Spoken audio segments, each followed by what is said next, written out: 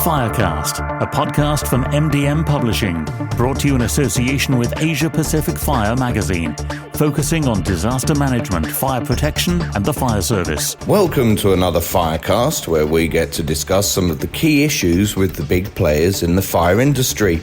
I'm Paul Hutton, and today we'll look ahead to the forthcoming AFAC conference in Adelaide, South Australia, with our guests Rob Webb, CEO of AFAC, the National Council for Fire and Emergency Services, and Julia Waddington-Powell, Chief Executive of South Australian Fire and Emergency Services Commission, SAFECOM, who have been heavily involved in the planning for the event in their home city. They're joined by MDM Publishing Group Editor Duncan White, and in the discussion we'll talk about what's on the programme, the keynote speakers, and the importance of the exhibition. And I started by asking Rob how it feels to be back face to face. It's fantastic to have people back in person, and as normal, the AFAC conference will deliver a whole range of things that will give something for everybody, we think. A really interesting program that will bring people together and focus on innovation and other things to allow them to connect to each other and take us into the future. So the first day of the conference is actually a research day, bringing our researchers together to talk about new things they've learned from past events, but also new science, which is really important for all of us as we try to chart the path of the sector moving forward. And then following that, there's multiple conferences actually happening in Adelaide, but it's a multi-stream program featuring the Institute of Fire Engineers. But there's also the Australian Disaster Resilience Conference, which is really important and topical across Australasia at the moment. But then, of course, AFAC22, which brings the best across our sector to come together and learn and develop new relationships. There's a whole lot of networking opportunities that happen and award ceremonies that happen that allow our people to talk to each other and build those connections that will hold us together through thick and thin, which is something that it's very easy to talk about our sector, to say disaster management or emergency services, but that's built by really deep connections that they have and supporting each other in their communities in need. There's a professional development program on the last day with a deep South Australia flavour, which I might even get Julie to talk a little bit about that. It's one thing about this conference as well is that it's driven by our South Australian leaders in emergency services. They drive the conference program and bring together something topical that highlights South Australia, which we all know the many disasters that have happened there. Well, I don't want to forget the exhibition as well. One of the greatest things about innovation anywhere is where you have different parts of the sector coming together or sectors or developers that may not necessarily have an opportunity to speak to people who are on a fire truck, for instance. And this is a great opportunity for us to understand the corporate side of the sector, but also build those relationships as well and move and allow us to support the sector in the future.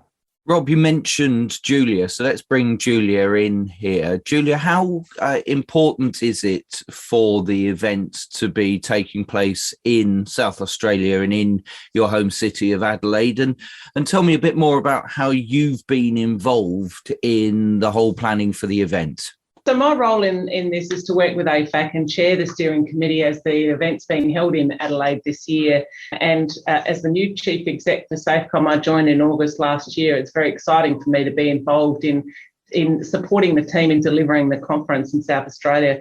And as Rob mentioned, South Australia has been beset by a number of quite serious emergency incidents, notwithstanding surviving through the COVID pandemic like everyone else, but also through the 1920 bushfires, which were significant across several geographic areas in South Australia. So we've got a lot to draw on, I guess, in terms of our experience in this space. But certainly in South Australia, there's part of some of the professional development events that we're going to be able to expose people to while they're here, including some tours of our brand new headquarters building, but also some tours out into some of the affected regions, which I think is going to be fantastic. Before we carry on, because I want to talk a bit more about the exhibition, because it's such a core part of any event alongside the conference sessions. But I just want to pick up on what it's like to be back at in-person events. So let's bring in Duncan White, who's group editor of MDM Publishing.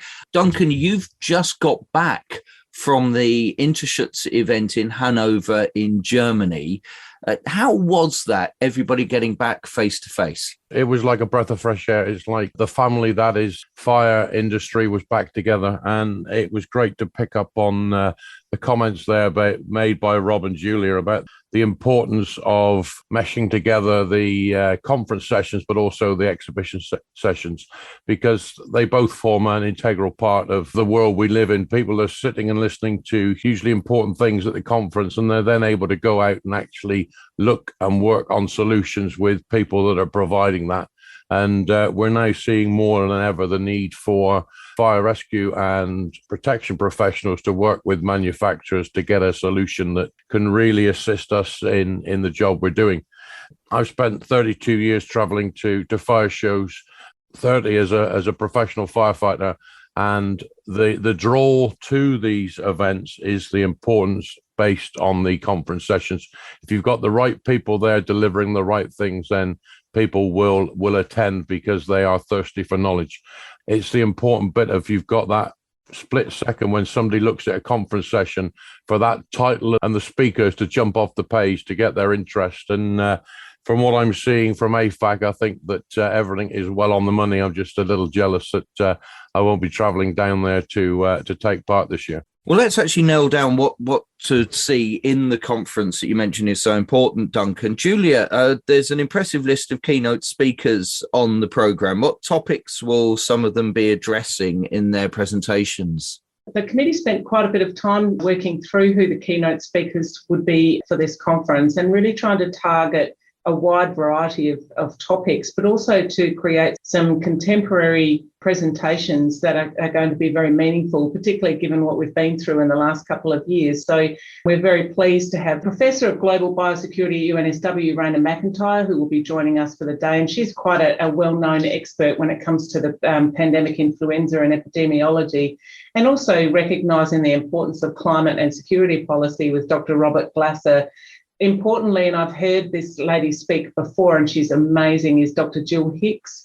Following the opening ceremony, we'll explore the idea of doing more than just surviving, and I've heard her speak a number of times on that topic and she's quite inspirational. But also, President of the National Fire Protection Association, Jim Pawley, will discuss codes, collaboration and connectivity, and a real focus on recovery and resilience, which is central to Thursday's keynote speakers with co-founders of the Orange Sky Laundry, Lucas Patchett and Nick Marchese, followed by Victoria's first Public Sector Gender Equality Commission and Dr. Nikki Vincent. So we're quite excited by the broad range of keynote speakers, but also recognising a number through the different days and different streams of the conference, some really, really fantastic presentations. That diversity of people speaking is so important to us.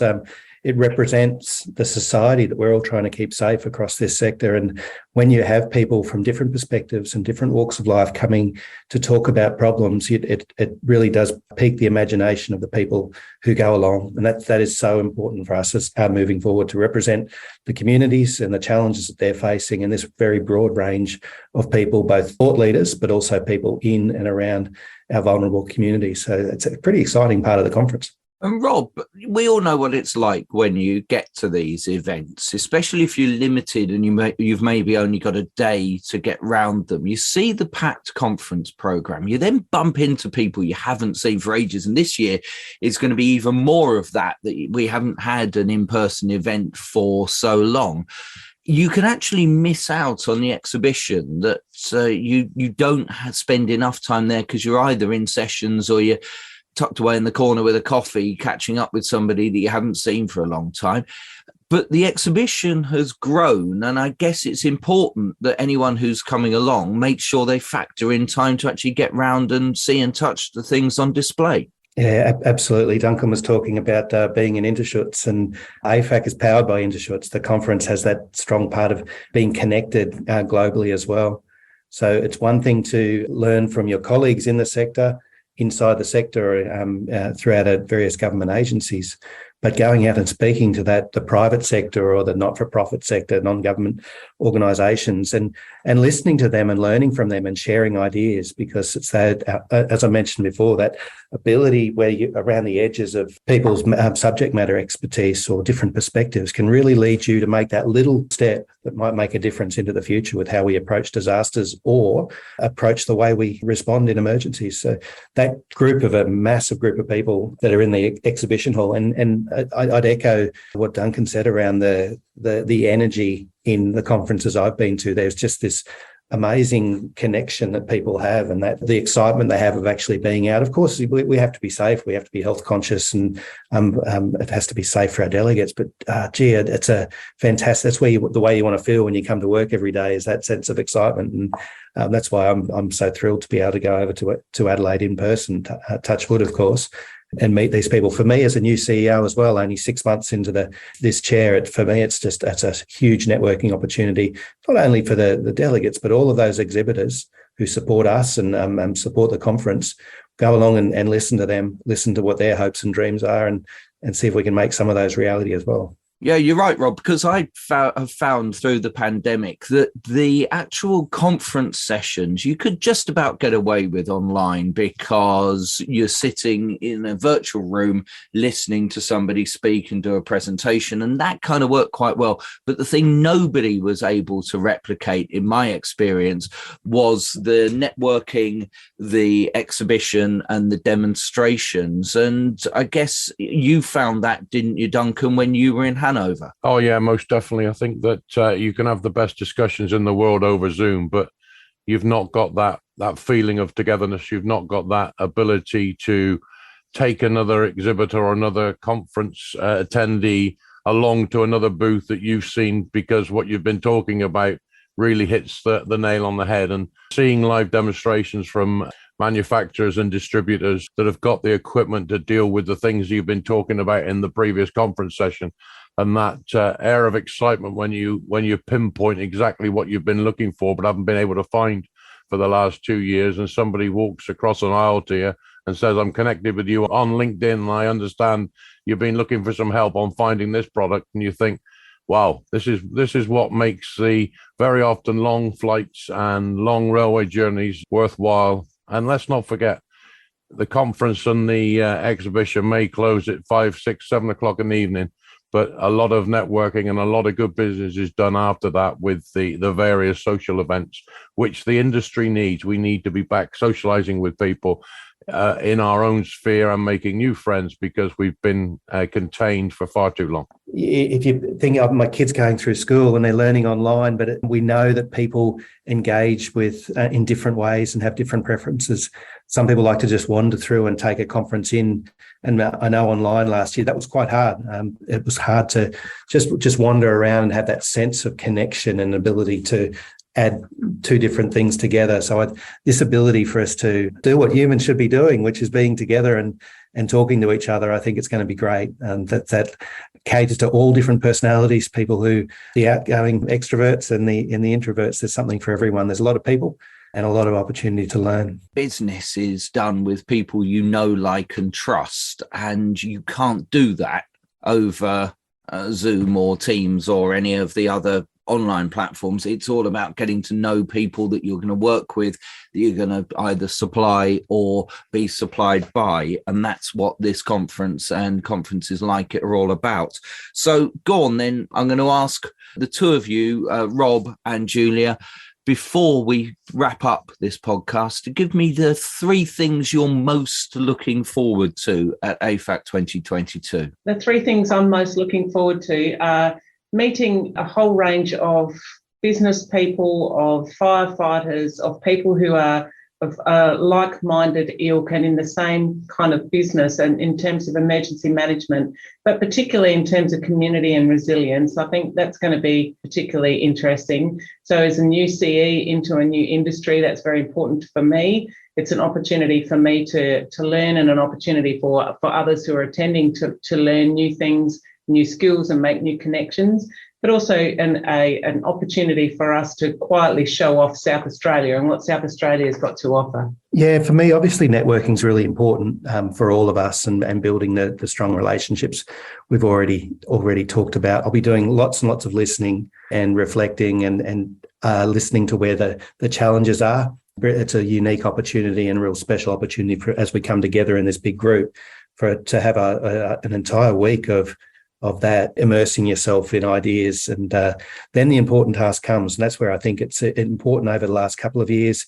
The focus has been on COVID. We've focused on ourselves a little bit and almost self-preservation. But if we think about now that all of the new technology that's come along, what's really exciting for me is that the sector's ready to sort of look forward and move forward on the back of some horrible disasters here in Australia, the global pandemic that's affected us all, but there's this thirst to try and keep communities safe. And that to me, that the AFAC powered by INTERSCHUTZ is so important for us to, as that a stepping stone for meeting the needs of the future. Rob Webb, CEO of AFAC, wrapping up our Firecast today, chatting alongside Julia Waddington-Powell, Chief Executive of SAFECOM, with Duncan White, Group Editor of MDM Publishing, all looking ahead to the AFAC conference coming soon. Don't miss it.